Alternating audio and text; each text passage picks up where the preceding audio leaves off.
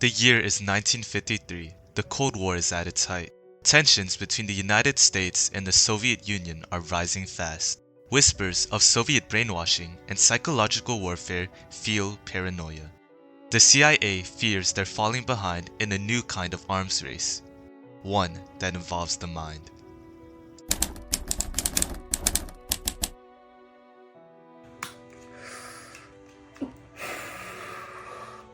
Gentlemen, the enemy have been experimenting with hypnosis and brainwashing. If they succeed first, we may never know.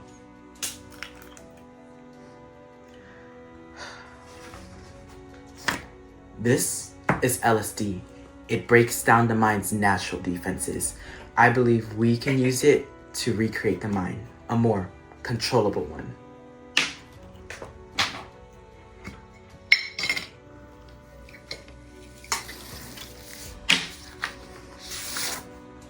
How do we test it? Volunteers or...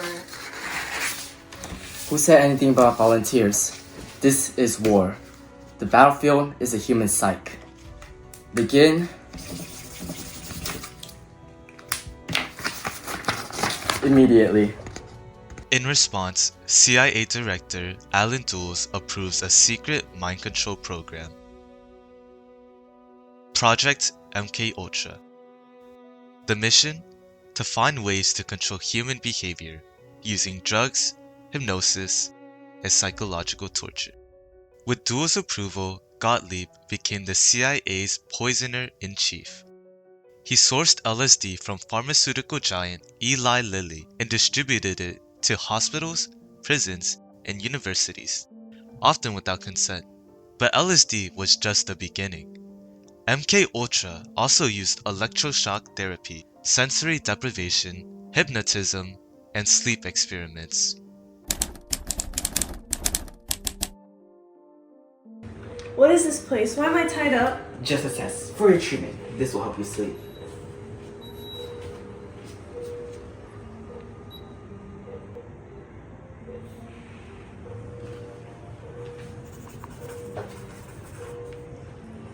Subject 17, dose of 125 milligrams of LSD. 3, 2, 1.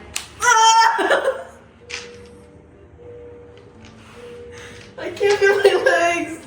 I can't. Interesting. It seems she's already starting to disassociate. The CIA quickly learned that LSD's effects were far more unpredictable than they had hoped. Rather than producing obedient subjects, it often caused paranoia, panic, and mental breakdowns. However, instead of stopping, the agency doubled down, convinced that mind control was still just one breakthrough away. In 1953, at a meeting in Maryland, Frank Olson, a biochemist working with the CIA, was dosed with LSD by his colleague Sidney Gottlieb without his knowledge.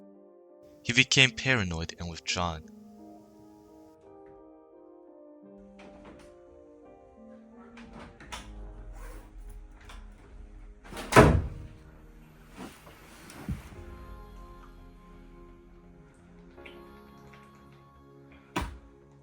Nine days later, Olson fell from the 13th floor of Hotel Statler in New York.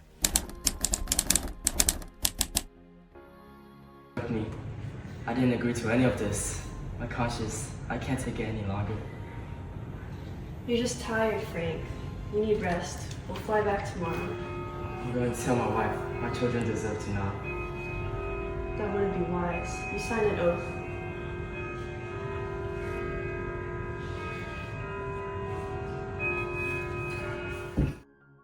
The CIA called it suicide and then labeled it as a misadventure.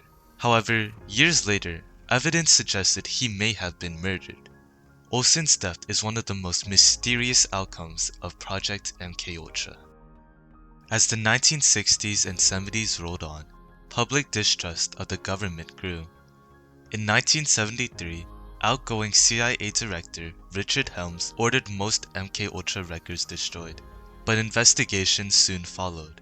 In 1975, the Church Committee and Rockefeller Commission exposed MKUltra to the public, revealing decades of unethical experiments, cover-ups, and human rights violations.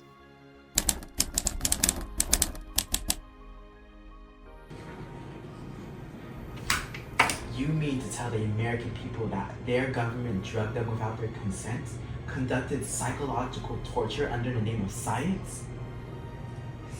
Yes, Senator. It was authorized under extreme circumstances.